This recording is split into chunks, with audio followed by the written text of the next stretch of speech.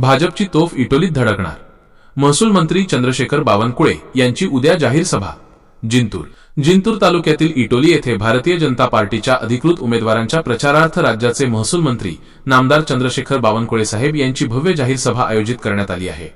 आडगाव जिल्हा परिषद सर्कल आणि इटोली पंचायत समिती सर्कलच्या विकासाचा अजेंडा घेऊन ही सभा पार पडणार आहे।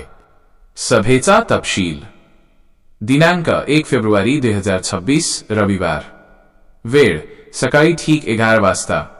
स्थळ इटोली ता जिंतूर। नेत्यांचे आवाहन।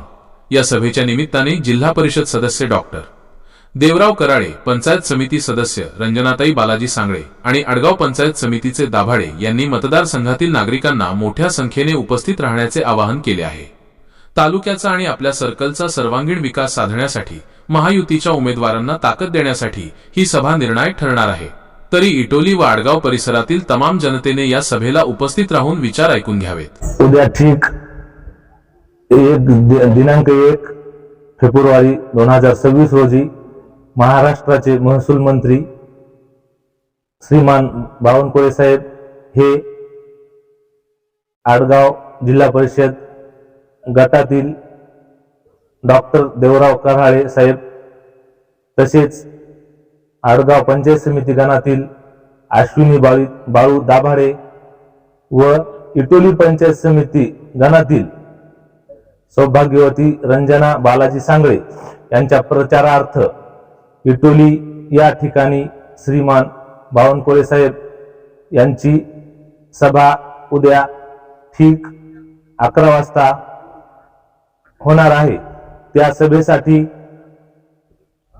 आमच्या जिल्ह्याच्या पालकमंत्री सौभाग्यवती मेघना दिदी साखोरे बोर्डीकर ह्याही उपस्थित राहणार आहे। मी सर्वांना नम्रतेचे आवाहन करतो व सर्वांना विनंती करतो की आपण सर्वांनी माझ्या मतदारांनी तालुक्यातील व आजूबाजूच्या जिल्हा परिषद गणातील लोकांनी या सभेसाठी उपस्थित राहावे। धन्यवाद। सर्व मायबाप जनतेला मी सर्वप्रथम नमस्कार करतो।